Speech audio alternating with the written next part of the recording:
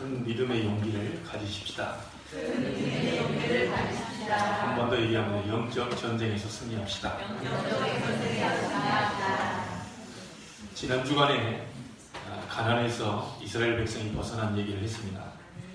한 주간 동안 저희는 경인노예에 소속되어 있고 여러분들의 시찰 가운데 우리는 남시찰에 소속되어 있습니다. 그곳에 제가 서기를 담당하다 보니까 1년에 한 번씩 가을에 우리 목사님들을 야외를 모시고 가야 돼요. 가만히 계산을 해보니 너무 어려운 거예요, 이게. 그렇다고 우리 교회가 또 힘이 있어서 막 이렇게 하는 것도 안 돼요. 제가 믿을 분 하나님밖에 없잖아요.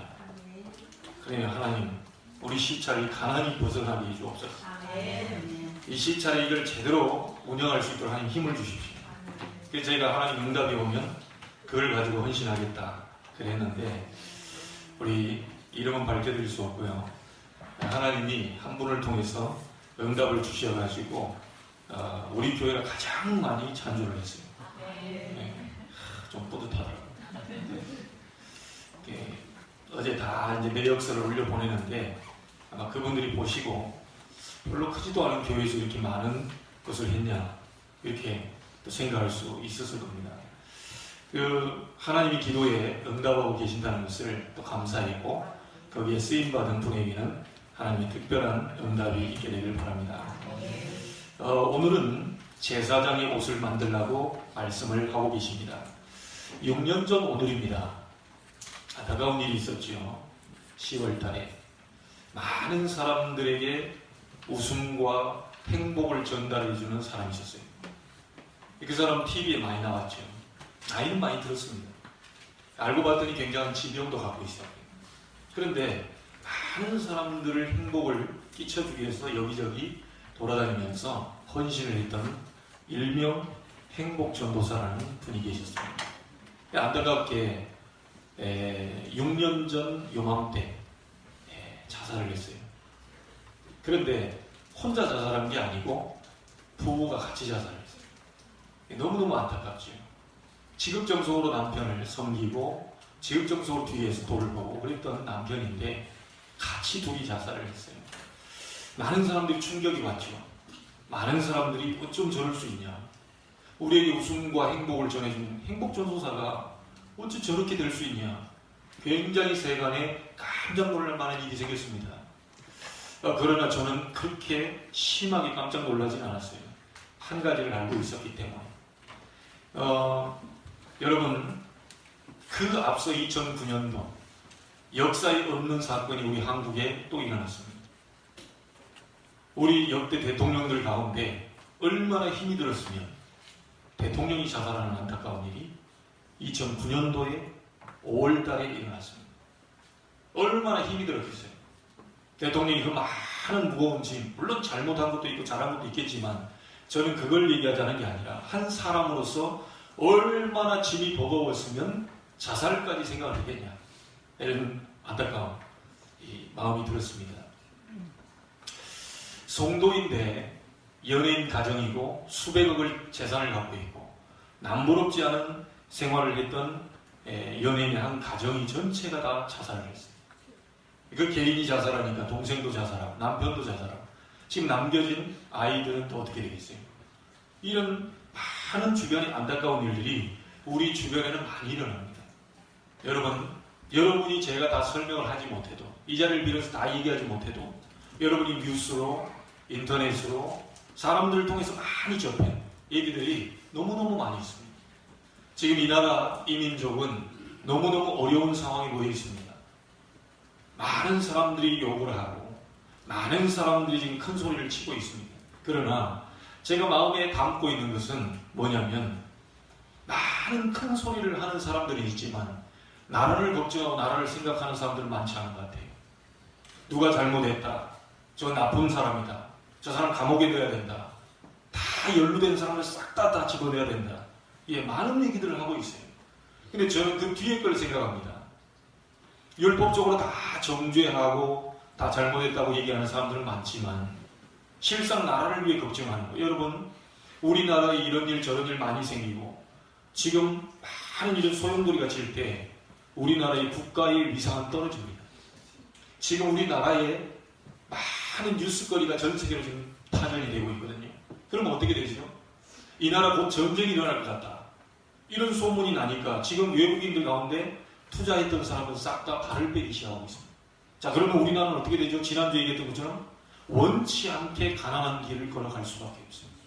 여러분, 나라를 생각한다면 잘못한 사람은 잡아서 가두기도 하고 뭐 여러 가지도 해야 되겠지만 우리는 믿는 그리스도인으로서 한 가지를 더 생각하셔야 됩니다. 나라를 위해 걱정하고 정말 이 어두운 가운데 이 김정은이가 이상한 생각 하나 먹어버리면 이게 큰일 나거든요. 여러분, 전쟁 일어나지 않도록 기도해야 됩니다. 제 엉뚱한 사람들이 있어요. 이 나라 전쟁이 일어났으면 좋겠다 간절히 원하고 있는 사람이 있더라니까요.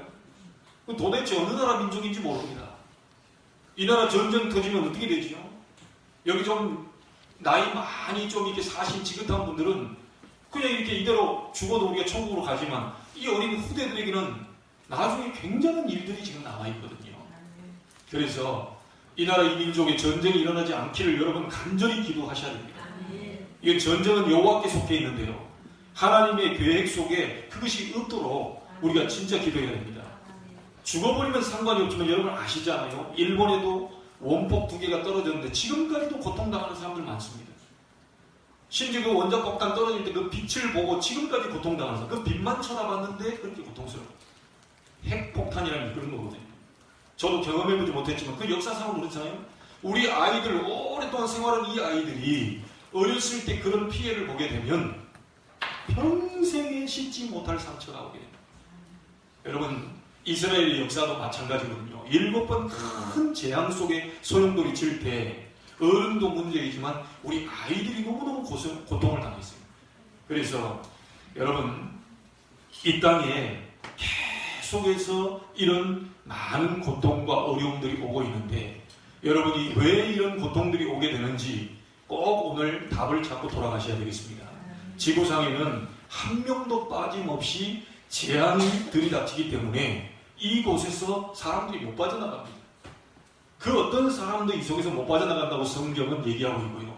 성경은 진노 안에 있다고 분명히 얘기하고 있습니다. 자, 이렇게 볼 때 여러분에게 언제 들이닥칠지도 모르고 이런 고통들이 우리 가정 속에 언제 들이닥칠지도 모르고 더 중요한 것은 아무 잘못 없이 살아가는데 후대에게 이런 고통이 어느 날 들이닥치게 된단 말이죠. 이런 고통을 우리는 절대로 후대에게 물려줘서는 안 될 것입니다. 이스라엘의 역사를 보면서 왜 그들이 고통당했는지, 왜 재앙이 터졌는지, 왜 어려움을 당했는지 그 성경에 정확하게 낱낱이 설명을 하고 있는데 이것을 우리는 정확히 붙잡고 후대에게 전달해야 될 것이고 여러분이 중요한 오늘 답을 찾아야 되겠습니다. 자, 성경에만 답을 말하고 있습니다. 왜 고통이 끊이지 않는지, 왜 재앙이 터지는지, 왜 그 사람들이 자살을 하는지, 왜 대통령이 그렇게 자살을 하는지 이런 것이 성경에만 답을 밝혀주고 있습니다. 지식인들, 과학자들은 상상도 못할 일이죠. 지식인들은 절대로 알 수 없는 지식입니다. 과학자들은 상상도 못할 일입니다. 도저히 알 수 없는 그런 일이 일어나는데 이것이 성경에만 답을 주고 있다는 거죠. 오늘 여러분 첫 번째로 꼭 기억하셔야 됩니다.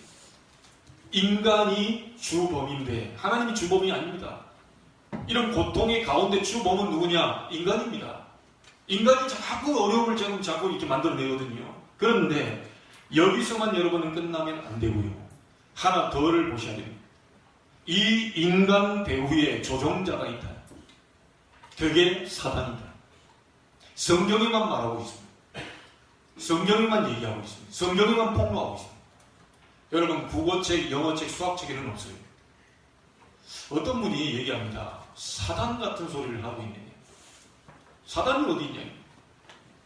여러분 한번 묻겠습니다. 여러분 정신 있으십니까? 어디에 있죠? 정신이 살고 있는 주소는 어디입니까? 머릿속에 있습니까? 아니면 오른쪽 손에 있습니까? 아니면 오른쪽 발가락에 있습니까? 정신이 분명히 있는데 주소가 어디입니까? 이번에 올라오면서 우리 진대현 목사님 하는 얘기가 어떤 과자를 이렇게 하는데 목사님 이 속에는 알지 못하는 굉장한 유산균이 포함되어 있다. 요거 하나만 먹어버리면 전혀 모르는 유산균이 다 이 속으로 들어온다. 그런 과자가 있대요. 특별하게 만들어 놓은 거. 근데 그 얘기를 어느 암흑의 집사님인가요? 그 성도님이 그 얘기를 듣고, 집사님 이러이러한 게 있습니다. 눈에 보이지 않지만 유산균이 분명히 있고 그게 들어오면 우리 몸이 건강해집니다. 이걸 듣고 가세요. 자기 어머님한테 가서 써먹었다니. 엄마, 하나님이 분명히 계십니다. 하나님은 어디 계시냐? 보이지도 않는데. 그런데 설명을 해요. 엄마, 요 안에 엄청난 유산균이 있거든. 김치 안에도 엄청난 유산균이 있거든. 그 엄마는 눈에 보이지 않지만 분명히 있는데 그걸 먹으면 건강해진다. 그 이 엄마가 알아들었어요. 그리고 예수 영접했대요. 여러분, 하나님은 분명히 계십니다. 아멘. 눈에 안 보인다고 다 없다고 얘기할 수 없어요. 그거는 많은 지식인들, 과학자들이 설명하는 거지, 눈에 안 보이는데 분명히 존재하고 있는 것들이 너무 많아요. 가장 간단한 일을 여러분에게 얘기했잖아요. 정신 있냐고. 있습니다. 대답할 거예요. 어디 계십니까? 그 정신이 어디에 들어가 있어요? 알 수 없지만 분명히 여러분 속에 있단 말이에요. 눈에 안 보인다고 없다고 얘기할 수 없습니다. 여러분이 지금 이 자리에 있을 때 공기 호흡하고 있습니다. 공기 보입니까? 안 보입니다. 그런데 공기가 없으면 우리는 죽어요. 그렇죠? 분명히 있는데 볼 수 없다고 하는 거죠. 과학적으로는 설명이 되는데 이 눈으로는 볼 수가 없다는 거예요. 하나님은 분명히 살아계시는데 눈으로 볼 수 없을 뿐이지 분명히 존재하고 계십니다. 그런데 이 하나님과 함께 했던 인간인데 이 하나님을 떠나게 만든 사건이 하나 생겼어요. 그게 창세기 3장입니다. 창세기 3장에 아담 하와에게 이 사단이 들어온 거예요. 이 사단이 와서 하나님을 떠나게 만든 겁니다. 그 뒤부터 모든 인간은 싹 다 재앙을 받을 수밖에 없도록 그렇게 만들어져 버린 거예요. 여러분, 우리 19세 이하 축구 선수들 이번에 축구 해가지고 전승을 한 것 같아요. 너무 잘하더라고요. 어른보다 더 잘해요. 그런데 이 아이들이 국가대표로 나갔잖아요. 우리 19세 이하에. 이 아이들이 나가서 축구에 이겼단 말이에요. 그러면 누가 이긴 거죠? 우리 대한민국 전체가 이긴 거예요. 그럼 누가 이긴 겁니까? 저도 이긴 겁니다. 여러분도 이긴 거예요. 왜죠? 대표가 나가서 이겼기 때문에 우리는 다 이겼다고 얘기합니다. 누가 뭐라 그래도 그걸 보고 대표성 올리라고 합니다. 아담과 하와를 하나님이 대표로 만들어놨는데, 하나님과 함께 살도록 만들어놨는데, 거기에 사단이 들어와서 죄를 범하게 하고 하나님을 떠나게 만들고 있어요. 그 뒤부터 인간은 계속적으로 재앙과 저주와 고통이 쉴 새 없이 반복이 되는 겁니다. 여러분, 로마서 3장 10절에 보니까 의인은 없나니 하나도 없다. 법 없이도 살 사람도요, 죄인입니다. 저 깨끗하게 아주 착하게 사는 사람도 성경적으로 봤을 때 죄인입니다. 어떤 죄냐? 로마서 3장 23절에 모든 사람이 죄를 범했다. 모든 사람이 죄를 범했다. 어떤 죄입니까? 하나님을 모르는 죄입니다. 하나님을 떠나버린 죄입니다. 그걸 보고 원죄라고 합니다. 인간은 태어날 때부터 무슨 죄를 짓느냐? 자기도 짓지 않은 죄를 갖고 태어나요. 그게 바로 원죄입니다. 하나님을 떠나 있는 상태로 태어나게 되는 거죠. 그래서 원죄를 가진 인간은 아무리 이 땅에서 착하고 구제공사 열심히 해도 결국은 영원한 멸망이 올 수밖에 없어요. 근데 이걸 많은 지식인들은 모르고 있다는 거죠. 여러분, 이 원죄로 말미암아 개인, 가정이 완전히 무너졌어요. 지금도 하나님 없다고 말하는 공산주의 70년 만에 문을 닫았습니다. 심지어 목사 아들이고 전도사인 니체라고 하는 사람은 신은 죽었다고 얘기했습니다. 재미난 일은요, 예전에 장로교 그 신학대학교 앞에 어느 날 누가 다 이렇게 붙여놨대요. 하나님은 죽었다. 가로 열고 니체. 가보니까 딱 이제 신학교 앞에다 써놨더래요. 그러니까 하나님은 죽었기 때문에 너희도 공부하지 마라. 너희들은 사기를 당하는 것이다. 신학교 아주 도둑놈들이다. 신학교는 미친 짓이다. 왜? 하나님은 죽었는데 어찌 하나님을 아는 학문을 가르치냐. 거짓말에 속지 말아요. 이걸 누군가 붙여놨어요. 그 다음날 가보니까 재미난 것이 하나 더 밑에 딱 써져 있습니다. 니체는 죽었다. 가로 열고 하나님. 누구 말이 맞습니까? 하나님이 죽었다는 니체의 말이 맞습니까? 니체가 죽었다고 하는 하나님의 말씀이 맞습니다. 모든 생명을 주장하고 계시는 하나님. 아무리 하나님 없다고 얘기하는 거예요. 하나님 없다고 나를 따르라고 했던 그 김일성에 의해서 북한이 만들어진 거 아닙니까? 공산주의 유물론을 주장하는 이 사람들은 70년 만에 무너졌습니다. 신은 죽었다라고 하는 니체는 정신 돌아서 온 방을 헤집고 돌아다니면서 정신 이상이 와가지고 죽었어요. 하나님 지금까지 없다고 얘기하는, 특별히 여러분은 잘 모르겠지만 모파상이라고 하는 글을 쓰는 사람은요, 글만 썼다고 하면 하나님 욕을 해요. 아니 맨정신으로 다른 글이나 쓰지 글만 썼다고 하면 하나님을 욕을 해요. 이 사람이 나중에 정신병원에서 완전히 대낮에 막 너무 끔끔하고 어둡다고 하면 불을 밝혀달라고 하면 정신 돌아 죽었어요. 여러분 한번 조사해보세요. 하나님 안 계시다라고 하는, 하나님 죽었다, 하나님 이게 정신병자다, 기독교인들 싹 다 정신병자들, 이렇게 말하는 사람들의 말로를 한번 보시라니까요. 하나님은 살아계신다는 증거로 그들을 어떻게 하셨는지 한번 보세요. 절대로요. 그리고 지금까지 역사에서 기독교가 들어간 나라에, 하나님을 믿는 신앙인들이 들어간 나라에 안 된 적이 한 번도 없습니다. 여러분 우리나라는 5천년 반만 년 역사를 자랑하는데 미국은요, 지금은 무너져가고 있지만 처음에 영국의 총교도들, 신앙 정말 좋은 사람들이 메이플라워 호를 타고 미대륙을 발견한 겁니다. 제일 먼저 했던 것이 뭐죠? 교회를 세웠습니다. 교회 건물에 문제가 있는 게 아닙니다. 하나님을 우선순위로 섬겼습니다. 그 다음에 뭘 했습니까? 우리 집? 아닙니다. 아이들이 너무 귀하기 때문에 이 아이들 없으면 미래도 없다. 이 아이들 없으면 교회도 없고, 이 아이들 없으면 우리의 가정도 없고, 이 아이들 없으면 세계도 없다. 아이들을 제대로 가르쳐야 된다. 학교를 만들었어요. 그리고 나서 마지막에 자기 집을 구했습니다.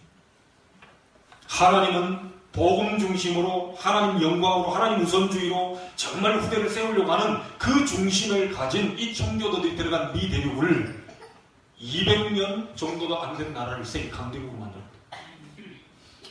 역사의 증거입니다. 복음 들어간 나라, 하나님을 섬기는 나라, 망한 나라가 없어요. 예수 믿는 개인이나 가정, 망한 가정이 없습니다. 아니 목사님 교회 다니면서 교회를 몇십 채 짓고도 쫄딱 망했던데요. 그거는 예수 믿은 게 아니고 교회만 왔다 갔다 해서 그렇습니다.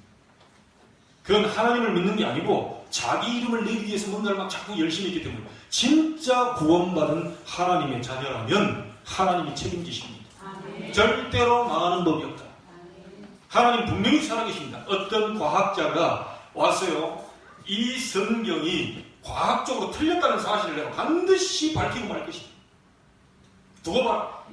저 기독교인들이 헛소리하고 있는 것을 내가 입을 다물도록 만들어주겠다.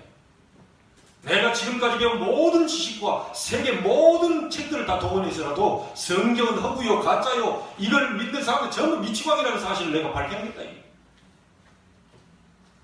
이 사람이 창세기부터 읽어나가면서 그걸 밝혀내기 시작합니다. 계속 읽습니다. 또 읽습니다. 어느 날입니다. 이분이 성경 말씀 앞에 무릎을 딱 꿇어버립니다. 그러면서 고백입니다. 하나님은 분명히 살아계십니다. 하나님의 말씀은 동화책이 아닙니다.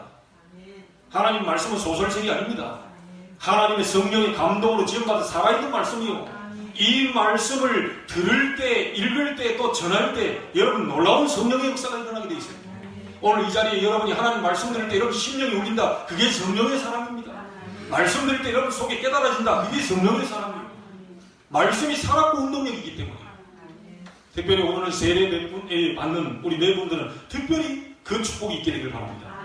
하나님의 살아계신 말씀이 여러분 오늘 세례 받을 때 놀라운 능력으로 나타나게 되기를 바랍니다. 이게 보통 축복이 아니거든요. 여러분 창세기 3장 최초의 문제를 누가 개입했죠? 사단이 개입한 거예요. 인간 다 멸망시킬 거예요. 두 번째 사건이 뭡니까? 창세기 6장입니다. 완전히 세상 문화를 전 타락 문화로 바꿔버려요. 자기들이 좋아하는 모든 자로 전부 아내를 삼는다. 이 말은 뭔 말입니까? 자기 멋대로 생활하는 거예요. 하나님의 말씀 따라가는 것도 아니고 하나님 중심으로 가는 것도 아니고 다 자기 멋대로. 이 사단이 사회 속으로 파고드니까요. 완전히 타락적으로. 그 다음에 일어난 전략이 뭐죠? 사단의 전략이. 창세기 11장입니다. 어찌 보면 사단의 최고의 전략인지도 몰라. 바벨탑 사건이죠. 성공자에게 파고들어요. 왜죠? 성공하지 못한 사람이 영향력이 적어요. 성공자에게 파고 들어가지고 성공자에게 역사에서 전 세계 하나님 없는 문화로 만들어보기 위해서 성공자를 파고드나요. 여러분 엘리트를 파고듭니다. 저는 확실하게 밝혀지지 않은 부분인데 얘기를 이렇게 쭉 미국 대선을 보니까요. 놀라운 그 뉴스를 접했어요. 여러분 우리는 교회 첫 기도 제목이 뭐죠? 뉴에이지, 프리메이슨 이 두 단체를 움직이는 유대인 복음 아닌 다른 것으로 통해서요. 전부 귀신 문화로 바꿔나가는 여러분 알잖아요. 뉴에이지 이 모든 음악이나 많은 것들을 통해서요. 하나님 없는 쪽으로 지금 몰고 가고 있거든요. 심지어 여러분 우리 한국에서 영화를 만들 때요. 제가 보면 영 형편없는 영화인데 기독교만 욕하는 영화를 만들어내면 무조건 상을 줍니다. 그 영화가 밀양이라는 영화죠. 아주 교회, 장로 이제 완전히 막 이상한 곳으로 만들어버리잖아요. 바로 상을 줘요. 이 전부 배우예요. 이런 프리메이슨, 이런 뒤에요. 이런 조종하는 단체들이 있습니다. 기독교가 별 내용도 없어요. 영 구질구질하고 지저분하고 그런 내용인데 기독교 욕하고 막 교회 욕하고 목사 욕하고 그거 바로 상줘버려요. 희한한 일이죠. 영화에 굉장히 그 진정성 있고 참 내용 있고 그 영화들 굉장히 좋은 게 많은데 감동을 주고 이런 영화 교회만 욕했다고 하면 바로 상 준다는 거예요. 이게 바로 뉴에이지나 프리메이슨 이 단체들이 하고 있는 거예요. 그런데 이번 대선에 이 3단체가 한쪽 대선 후보를 밀었다는 내용을 제가 봤어요. 놀라운 사실이더라고요. 그 사람을 우두머리로 세워서 자기들 뒤에 이익을 추구하려고 하는 아주 중요한 거예요. 여러분 그 사실이 맞는지 틀린지 그건 저는 잘 모르겠고요. 확실하게 밝혀져야 되니까. 그러나 중요한 것은 미국이라는 나라가 지금 복음 위에 세워지는 나라가 점점 복음이 점점 빠지고 있다는 겁니다. 그래서 결국은 미국이 지금 점점 하얀 길을 지금 걷고 있어요. 복음 잡았을 때 복음 중심으로 하나님 중심으로 살았던 미국을 하나님 강대국으로 만들었고 복음이 서서히 빠져나가니까 나중에요. 미국이 지금 점점 내리막길을 걷고 있습니다. 앞으로 여러분 두고 보세요. 중국이라는 나라를 여러분 잘 눈여겨보셔야 됩니다. 왜지요? 복음이 우리나라를 거쳐서 지금 중국으로 들어가고 있습니다. 희한한 일이에요. 제가 지금 계산이 안 돼요. 그리고 해석이 안 돼요. 제가 전에 모셨던 목사님께 2002년도인가요? 사스가 불 때 중국 들어가려고 비자까지 다 내놓고 목사님 따라 들어가려다가 사스 바람이 불었다. 그때 우리 첫아이 세인이가 태어났어. 목사님 얘기하더라고요. 나는 오래 갔다 했고 했는데 최 전도사는 이 큰 딸도 태어났고 첫 딸이 태어났는데 이 가서 사스 또 그러면 하면 어떻게 되겠냐. 앞으로 갈 기회가 많으니까 좀 나중에 가라. 이래가지고 중국 못 들어갔다. 그리고 나서 올해 정말 제 마음속에 단단히 맘먹고 있었습니다. 중국 천지를 꼭 들어가고야 말리라. 내가 우리 김경태 성사님 있는 현장을 보고 내가 기도 제목을 잡아가지고 우리 성도들과 함께 나눠야 되겠다. 올해 반드시 내가 중국 들어간다. 이랬는데 웬걸요? 추방당했어요. 야, 그래서 나 참 이게 하나님 왜 중국을 자꾸 이게 나를 가로막는지 그렇게 마음이 막 마음 가지고 중국도 뭐 땅을 밟아봐요. 사도행전 16장에 보니까 바울이요 아시아로 가고자 하되 예수의 영이 허락지 아니다. 마게도냐로 오라. 이래가지고 유럽, 마게도냐 그 로마, 유럽 아닙니까 지금? 그렇게 돌아서 왔다니까요. 그 바람에 저와 여러분이 태어난 이 시대에 저희들이 아시아에 복음을 받고 있습니다. 아니 그렇지 못했다면 지금 유럽이 복음 지나가고 난 다음에 유럽 다 무너졌습니다 지금. 만약 그때 바울이 아시아부터 돌았다면 지금 유럽으로 가 있겠죠. 근데 하나님은 이렇게 돌려서 서진하고 있습니다. 그런 가운데 우리 한국을 거쳐서 지금 중국인데 어째서 이 중국 땅에 하나님이 아직도 나를 지금 발을 못 밟게 하냐. 여행 삼아 갈 수는 있어요. 근데 제가 언약을 잡고 걔를 인도를 받아야 될 거 아닙니까? 근데 하필이면 소교사님 추방당해요. 야, 참 기가 막힙니다. 두 번이나. 여러분 우리 교회가 지금 우리 이평환 선생님도 중국에 추방당해가지고 지금 말레이시아 동남아 10개 나라 하고 있잖아요. 여러분 중국 보고만 하시는 이 선교사님 돕는 건 이게 천명입니다. 지금 시간표가 중국이라니까요. 중국이라는 나라를 절대로 제쳐놓고는 세계복음만 생각 못해요. 지금의 흐름입니다. 지금 미국 앞으로 보세요. 점점 하얀 길을 걷게 될 건데 왜냐? 복음 놓치는 결과. 어쩔 수 없습니다. 촛대를 하나님 옮길 수밖에 없어요. 여러분이 이 시대에 아주 중요한 시대에 여러분이 주역으로 쓰임받게 되기를 바랍니다.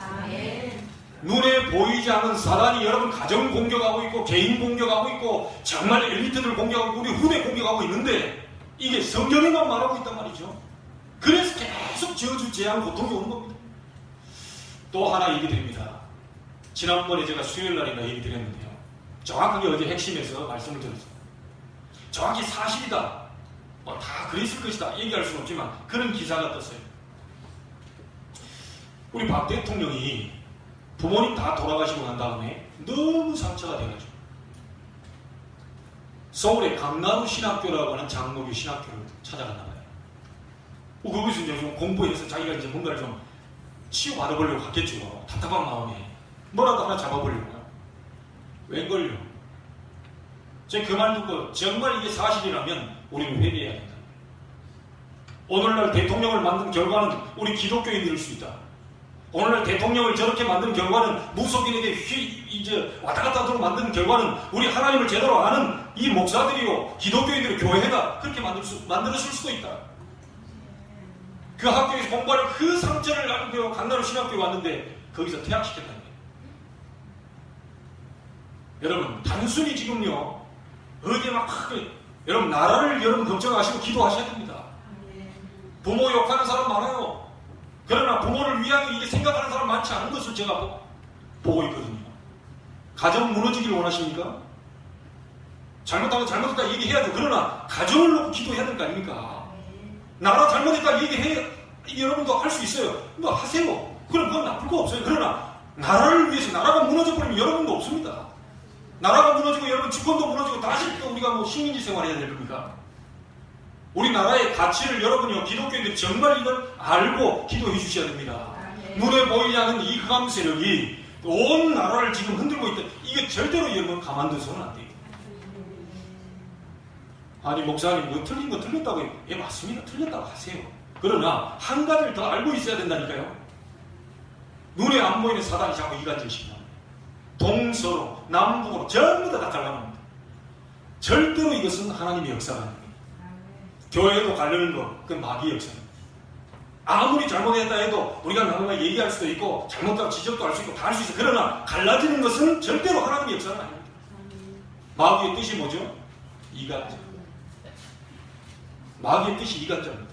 부부지간에 이간질시킵니다. 자녀 부모 자식간에 이간질시킵니다. 친구지간에 이간질시킵니다. 그래서 우리 렘넌트들 들어가 보면요 용문화, 왕따문화, 폭력문화 이게 막 학교에 있는데 비일비재하게 많습니다. 어떤 아이는 너무 심하게 상처받아서 자살했거든요. 이게 누가 하는 짓이겠습니까? 이게 바로 사단이 하는 짓이에요. 이걸 이길 수 있는 자가 없어요. 아무리 머리 똑똑한 사람도 사단을 이길 수는 없습니다. 그래서 하나님이 길을 열어주셨습니다. 오늘 두 번째 생각하세요. 하나님이 중요한 해결책을 주셨습니다. 성경 5구절만 하면 성경 전체를 알게 돼요. 그 첫 번째는 뭡니까? 창세기 3장에 문제 생길 때 막바로 복음 주셨습니다. 여자의 후손이 뱀의 머리를 상하게 할 것이다. 여러분 이 자리에 앉아있는 분들은요 다 남자의 후손입니다. 제가 어떤 권사님께 물었더니요, 권사님은 남자의 후손입니까 여자의 후손입니까? 성경 공부하다 물었다니까요. 이분이 1초도 생각 없이 바로 여자의 후손입니다. 깜짝 놀랐다니까요. 권사님입니다. 성경 공부하다 당신은 남자의 후손입니까 여자의 후손입니까? 라고 물었더니 바로 망설임 없이 여자의 후손입니다. 왜요? 그랬더니 엄마 뱃속에서 나왔잖아요. 그러면 지구상에 70억이 다 여자의 후손이에요. 그럼 하나님 보내신 게 전부 아무나 믿어도 돼. 오늘 기도한 정경희 집사님 이름으로 제가 믿고 구원받아요. 아무나, 아니 여자의 후손이니까. 여자의 후손이 뱀 뭡니까? 사단이 뱀 속에 들어갔잖아요. 사단의 권세를 꺾어버릴 것이다. 여자의 후손이 누굽니까? 이게 중요합니다. 남자의 후손, 아담의 후손은 싹 다 남자의 후손입니다. 싹 다 원죄를 가지고 태어나요. 다 죄인입니다. 아무도 죄인을 건질 수 없어요. 그래서 남자의 후손과 상관없는, 원죄와 상관없는 성령의 능력으로 여자의 몸을 빌려서 태어나게 하신 그 메시아를 보내겠다는 말입니다. 그 여자의 후손이 오셨습니다. 예수 그리스도입니다. 그래서 우리가 예수 그리스도 이름으로 믿어 구원받는 거죠. 자, 두 번째 성경 구절이 뭡니까? 창세기 6장에 하나님이 이 네피림이라는 문화로요, 전부 타락의 문화를 몰고 가고 있을 때 하나님이 길을 제시하셨습니다. 창세기 6장 14절 방주 만들어라. 방주 안에 들어오기만 하면 살게 될 것이다. 이 방주가 누굽니까? 그리스도입니다. 출애굽기 3장 18절입니다. 양의 피를 발라라. 누구죠? 그리스도의 십자가의 보혈을 말합니다. 양피 바르면 해방될 것이다. 400년 동안 노예로 갇혀있던 이스라엘 백성이 양의 피 바르는 순간 해방될 것이다. 여러분 오늘 모든 저주, 재앙 해결할 유일한 길이 뭐냐? 열심이 아닙니다. 노력이 아닙니다. 예수 그리스도 이름 부를 때에 재앙 흑암 세력은 즉각 무너지게 되어 있습니다. 빛이 밝혀지면요 어둠은 무너지게 되어 있습니다. 성경의 중요한 구절 5개만 알면 여러분 다 아는 겁니다.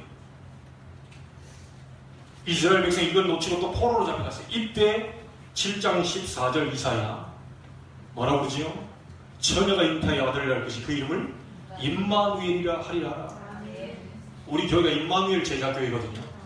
그 임마누엘이란 말이 뭐냐? 하나님이 우리와 함께 계시다. 하나님 떠나버린 인간에게 임마누엘 대신 그리스도를 보내서 믿는 자는 하나님과 다시 함께 하도록 길을 열겠다. 자, 이건 놓치고 또 로마에 소속됐습니다. 마태복음 16장 16절 주는 그리스도시요 살아계신 하나님의 아들이십니다. 이 고백을 한 베드로에게 바요나 시몬아 네가 복이 있구나. 바요나 시몬아 네가 머리가 좋구나. 이렇게 얘기 안 했습니다. 바요나 시몬아 네가 능력이 좋구나. 안 그랬어요. 바요나 시몬아 네가 복이 있구나. 이것을 내게 알게 하기는 절기 아니요 하늘에 계신 내 아버지십니다.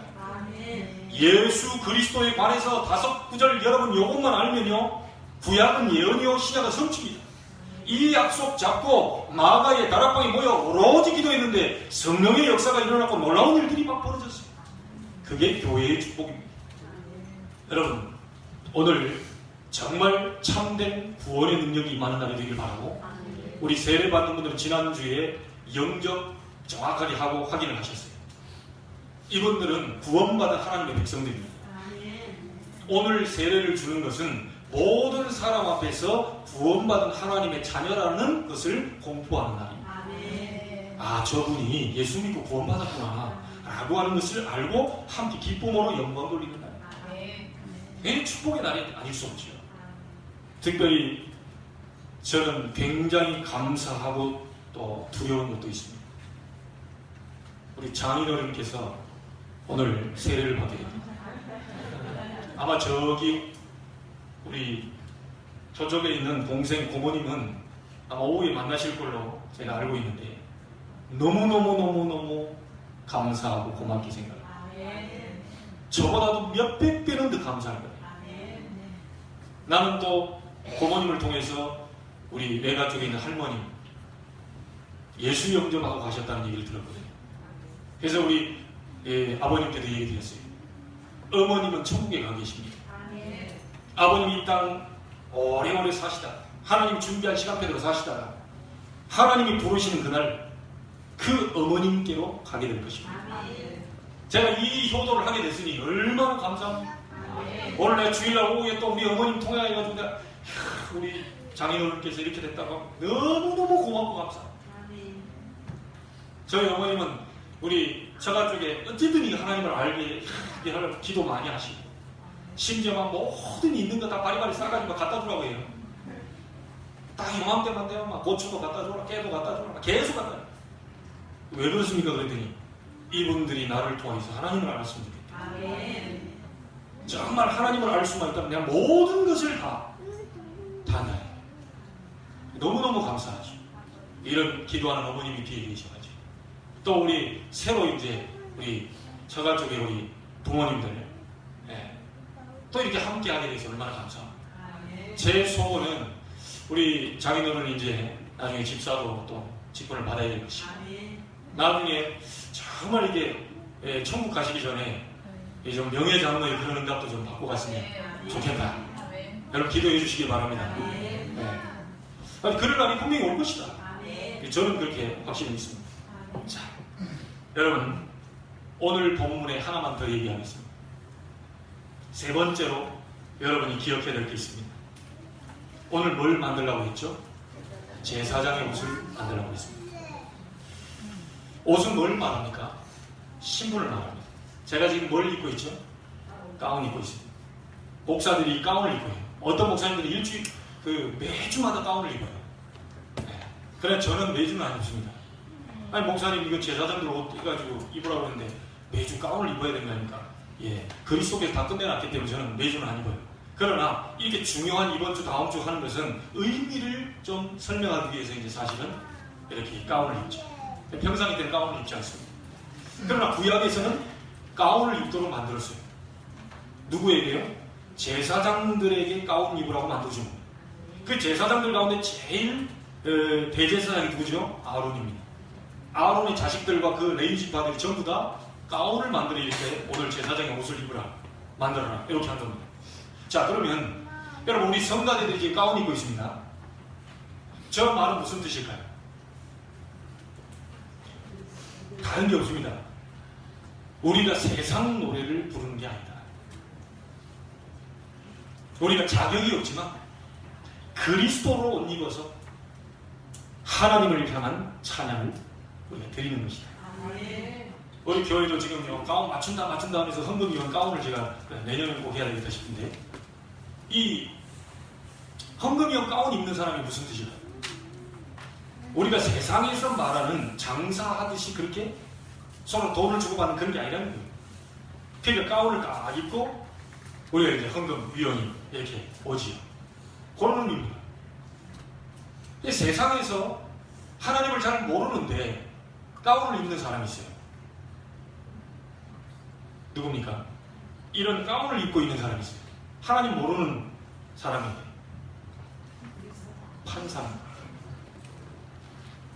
판사가 이 가운을 입죠. 그 말은 뭐냐면요, 내 뜻대로 하지 않겠다. 내 마음대로 막 사형, 기분 나쁘다, 징역 30년 이렇게 때리지 않겠다. 만약에 내가 사형을 때리더라도 그건 내 마음이 아니고 신성한 헌법에 기준하여서 내가 대신 신고하는 거다. 그런 뜻이 포함되어 있습니다. 자, 그러면 제가 이 가운을 입으면 제가 부족한 종이지만, 연약한 종이지만, 그렇죠, 한계가 있는 종이지만 내 뜻대로 말하지 않고 하나님의 말씀을 받아서 심부름하겠다라고 하는 그런 의미가 포함되어 있습니다. 여러분이 오늘 나중에 알면 우리 세례받는 분들도요, 여러분들도 제사장의 옷을 오늘 입게 됩니다. 보통 축복이 아니죠. 자, 그래서 여러분 이걸로 끝나는 것이 아니고요, 더 중요한 것은 대제사장은 별로 중요한 사람이 아닙니다. 아론이 대제사장인데 가운을 입혀놨잖아요. 근데 그 사람이 중요한 게 아니에요. 대제사장은 1000명, 10,000명이 있어도 심부름하는 것이지 그 이상은 아닙니다. 무슨 말인지 아시겠죠? 대제사장 아론 같은 사람이 수백만 명이 있어도 그 심부름 하는 것이 아무것도 아니에요. 그 이상이 아니에요. 진짜로 제사장을 보내겠다. 여러분의 모든 저주 없앨 제사장이 오니까 대신 가운을 입고 양을 잡아라. 그게 레이지파입니다. 그게 제사장입니다. 여러분의 모든 저주 재앙을 없앨 제사장이 오게 될 것입니다. 그거 오기 전까지 대신 가운을 입고 제사장들은 양을 잡아라. 여러분, 예수님을 보고 제사장이라고도 하지만 대제사장이라고도 합니다. 그렇죠? 그런데 대제사장이라고 하면 또 거기서 끝나버리면 안 돼요. 왜냐? 대제사장들이 많이 있어요. 그래서 히브리서 4장 14절에 뭐라고 나오냐면 예수님께서는 여러분을 살리기 위해 제사장으로 오신 게 아니고 대제사장으로 오신 게 아니고 대제사장, 큰 대제사장으로 오셨다고 기록하고 있습니다. 자, 이걸로 끝나면 우리에게도 별로 재미가 없겠지요. 베드로전서 2장 5절에 보니까 이걸로 끝난 게 아닙니다. 모든 성도 여러분을 제사장으로 세웠습니다. 그걸 신학적 용어로 만인제사장설이라고 얘기합니다. 그리스도께서 승리하신 이후에 모든 성도에게 제사장 직분을 주셨다. 여러분에게도 제사장 직분을 주셨어요. 그래서 천주교와 기독교의 지금 싸움이 뭔 싸움인지 아십니까? 루터가 왜 그 열받아가지고 95개 반박문을 내던 줄 압니까? 제사장들만 숨어서 사제들 숨어서 성경 보니까 그거 하지 말아요. 모든 성도가 싹 다 같이 성경을 봐야 됩니다. 그래서 성경을 번역해요. 그럼 또 뭡니까? 사제들만, 제사장들만 와가지고 여기서 올라와가지고 기도하면 되냐? 모든 사람이 그리스도로 말미암아 다 제사장이 되었는데 그분들도 평신도도 올라와서 기도해야 될 거 아니냐? 이게 중세 천주교와 기독교의 계속적인 싸움입니다. 여러분, 어느 게 맞습니까? 사제들만 조용히 숨어가지고 그게 맞습니까? 그러라고 성경을 줬을까요? 그러라고 하나님 말씀 줬을까요? 아닙니다. 모든 성도가 싹 다 제사장이다. 여러분, 그 축복 누리게 되기를 바랍니다. 베드로전서 2장 9절에 보니까 그 정도가 아닙니다. 여러분을 왕같은 제사장으로 부르셨습니다. 그래서 여러분요, 이 옷은 신분에 맞는 거 아닙니까? 바깥에 나갈 때 좀 남루한 옷 입고 다니지 마세요. 그리스도인이 정말 왕같은, 왕이라고 하지 않습니까? 왕같은 제사장. 그냥 대제사장도 아니고 왕같은 제사장이에요. 나는 두고두고 그 권사님이 참 생각이 나요.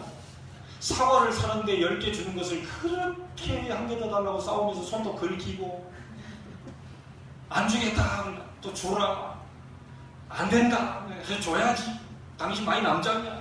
이 권사님이 가가지고요, 그 사과 한 개만 줬다 뺐다 하다가 손도 다 긁혀가지고. 여러분, 이렇게 멋없게 살지 마시고요, 딱 가가지고 10개 딱 준다. 나는 예수 믿는 권사입니다. 저한테 9개 주시고 나중에 가서 더 달라고 하는 사람 그 사람 한 개 더 주세요. 이렇게 좀 왕복을 입고 다녀야 될 거 아닙니까? 아니, 신부는 왕자인데 거지 옷을 입고 돌아다니잖아요. 그러니까 얻어터지고 제 거지 같은 경우는. 아니, 예수 믿는 사람들이 멋있게 살아야지. 하나님 능력이 막 어마어마한데요. 아니, 지금 하늘 보좌의 문을 여실 준비를 하고 있는데 일부러 우리가 닫을 필요는 없잖아요. 하나님 열지 마세요. 제가 닫아드릴게요. 하나님 축복하시려고 막 폼 잡고 있는데 막 억지로 닫아요, 우리가. 여러분, 너희시켜서 하시기 바랍니다. 여러분, 왕같은 제사장이요. 목사님, 돈이 없는데요. 돈이 없는 왕이요. 아니, 저는 나는 우리 교회 별로 크지 않는 왕이라니까요. 소국을 움직이고 있지만 나는 왕이요. 여러분, 우리 지금요, 그 유목사님의 메시지가요, 제가 바누아투 그 지역에 국영방송으로 막 그 나라의 백성이 몇 명이 된 줄 압니까? 우리 연수구에 30만 정도밖에 안 돼요. 그걸 나라라고 하고 있다니까요. 그래, 바누아투 그 대통령과 이런 분들이 다 예수 영접하고 난리 났습니다. 재방송으로 다시 복음 풀어라 막 이러면서 막 수십 회 계속 돌리고 있다 그러더라고요. 테이프 다 늘어날 때까지. 여러분, 30만 되는 그곳에도 왕이 있다니까요. 저 몇십 년 안 앉아 있어도요, 저는 왕입니다. 그리고 저는 당당한 거예요. 우리 권사님 이번에 기죽지 마시고 당당히 가십시오 그러더라고요. 예, 감사합니다. 성도가 막 많아야 막 기가 팍 차. 성도가 막 없으면 확 기가. 지난번에 우리 김선영 목사님 와가지고 하는 말이 너무 안타까운 게 겨울 옷을 여름에 입고 다니는 목사님 계시다고 그러잖아요. 그게 제 마음속에 항상 지금 생각하고 있어요. 한 번 이상, 하나님 한 번 이상입니다. 한 번 이상, 한 번 이상, 한 번 이상. 뭡니까? 하나님 모든 우리 남시찰 포함해서 나중에는 노예 60여 명 가운데에 정말 어려운 우리 미자립교회 목사님들 전부 모시고 가가지고 위에서부터 아래까지 한 번은 싹 스캔을 뜰 수 있도록 나에게 하늘의 문을 열어주옵소서. 저 기도하고 있습니다. 그 응답받을 사람들이 분명히 나오게 될 것이다. 왜냐? 하나님은 침노하는 자의 것이라고 했잖아요. 천국은 침노하는 것입니다. 달라고 해야 돼요. 여러분 솔직히 지금까지 달라고 안 했잖아요. 하나님 주시면 주고 말라면 마시고 이렇게 했잖아요. 절대로 안 됩니다. 하나님 이걸 내놓으십시오. 내가 하나님 자녀 아닙니까? 나는 왕같은 제사장 아닙니까? 내 우리 가문에 흐르는 저주 재앙을 반드시 무너뜨릴 것입니다. 여러분 왕같은 제사장이라니까요. 바꿔야 돼요. 당당하게 사시기 바랍니다. 그게 오늘 제사장이 뭔 말인지 아시겠죠? 옷 바꿔 입으라. 신분을 나타낸다니까요. 옷 바꿔 입으라 할 때 지금 가가지고 또 우도 벗고 막 이렇게 또 가운이가 하나 사가지고 돌아다니지 마시고요. 그건 정신병자가 됩니다. 예. 영적인 의미를 아셔야 돼요. 어떤 분은 문자로 하나 들어가지고 가운을 입으라는 것보다 제사장 옷 바꿔 입으라. 당장 가가지고 저기 기독교 저기 서점 가가지고 가운 하나 주세요 해가지고 읽고 막 이렇게 돌아다니죠. 큰일 납니다. 여러분. 뭐 나쁠 건 없어요. 여러분이 왕같은 제사장이니까. 근데 사람들은 다 손가락질 할 겁니다. 그건 감수하셔야 돼요. 뭐 여러분 직장에서 이 가운 입고 앉아서 일한다는 게 누가 뭐라 하겠어요? 우리 기도하는 집사님을 대표로 기도하는 집사님이 그거 가지고 일한다는데 누가 뭐라 하겠어요? 가운 입고 다 하는데. 그러나 사람들 눈초리는 조금 이상해질 겁니다. 그건 감안해야 돼요. 그러나 이렇든 저렇든 여러분은 왕같은 제사장이다. 당당하게 멋있게 살아야 돼요. 없는 왕이에요. 나중에 되면 또 있을 겁니다. 우리 아이들 공부 못하는 왕이에요. 왕은 변함이 없어요. 그러니까 여러분 부모님들 너무 기죽이지 마시기 바랍니다. 얘들 왕이라니까요. 공부 못하는 왕, 공부 잘하는 왕, 실력 있는 왕, 실력 없는 왕. 왕은 안 바뀌어요. 왕은. 그럼 왕은 여봐라 하면 더 와야 돼요. 오늘 이 부분에 확신 가지게 되기를 주의 이름으로 축복합니다. 자, 확신 가질 이유. 사단은 처음부터 끝까지 항상 여러분을 따라다닙니다. 계속 따라다니기 때문에 여러분이 구원받았다는 걸 압니다. 두려워합니다. 여러분이 하나님 자녀라는 걸 알아요. 두려워해요. 그런데 분명히 여러분이 확신 없어질 때를 기다렸다가 파고듭니다. 이 확신 없을 때 파고들어요. 그래서 오늘 여러분이 분명한 확신을 갖게 되기를 바랍니다. 요한일서 4장 18, 19절에는 두려워함이 형벌이 따른다고 했어요. 욥기서 3장 25절에 욥이 평소 때 두려워하던 것을 기다리다가 절묘하게 사단이 파고들었어요. 베드로전서 5장 7절 8절에는 너희 염려를 다 주께 맡겨버리라. 뒷말이 뭡니까? 근신하라 깨어라. 너희 대적마귀가 우는 사자처럼 두루다니며 삼킬 줄 찾는 거예요. 염려하는 사람, 두려워하는 사람, 근심하는 사람, 초조한 사람, 긴장되는 많은 불안 속에 있는 사람을 공격해 줍니다. 그때 얘기하세요. 그리스도 예수로 말미암아 나는 왕같은 제사장이 됐다. 그때 흑암세력이 무너졌다. 이 확신 꼭 가지게 되기를 주의로 축복합니다. 자, 마지막 결론 드립니다. 이제 여러분은 그리스도로 옷 입어야 되겠습니다. 오늘 세례받는 분들 왕같은 제사장이 되겠어요. 구원받은 여러분은 왕같은 제사장입니다. 당당하게 멋있게 사시기 바랍니다. 오늘부터 그리스도로 옷 입는 방법이 뭐냐? 여러분 기도 수첩 가지고 계시죠? 매일매일 아마 녹취하시는 분도 계실 겁니다. 그게 그리스도로 옷 입는 겁니다. 매일 응답 받을 거, 응답 뭡니다. 받았던 거, 또 중요한 거 이거 다 기록하면서 또 묵상하면 이게 그리스도로 옷 입는 겁니다. 강단의 말씀 또 듣고 그리스도로 옷 입는 중입니다. 여러분 그 옷을 제대로 입어버리면 흑암은 무너지기 시작합니다. 틀림없습니다. 오늘 여러분들이 그 날이 되기를 바랍니다. 언약 붙잡는 순간부터 흑암 세력은 도망하게 되어 있다. 우리 후대 가운데에 오직 예수 그리스도 이름으로 승리하는 후대들이 마음껏 일어날 수 있도록 우리 어른들과 우리 특별히 정말 기도하는 분들은 발판이 되어주시길 주의 이름으로 축복합니다. 하나님의 살아계신 역사가 오늘 세례받는 분들과 여러분에게, 여러분 가정과 직장 모든 현장 속에 골고루 나타나게 되기를 주님의 이름으로 축원합니다. 기도하겠습니다. 하나님께 감사를 드립니다. 오늘 제사장의 옷을 만들어 입으라고 하나님 말씀을 주셨습니다. 하나님, 사단을 완전히 꺾어버리고 이 땅의 고통과 재앙과 저주를 가져다주는 흑암세력을 완전히 꺾어버리고 예수 그리스도께서 십자가에 오셨습니다. 그 이름으로 우리가 이제 제사장이라는 신분으로 승리해야 되겠사오니 그 이름 부르는 순간마다 재앙이 무너지게 하시고 저주가 떠나게 하시고 흑암이 무너지는 역사가 일어나게 하여 주옵소서. 살아계신 예수님의 이름으로 기도하옵나이다. 아멘.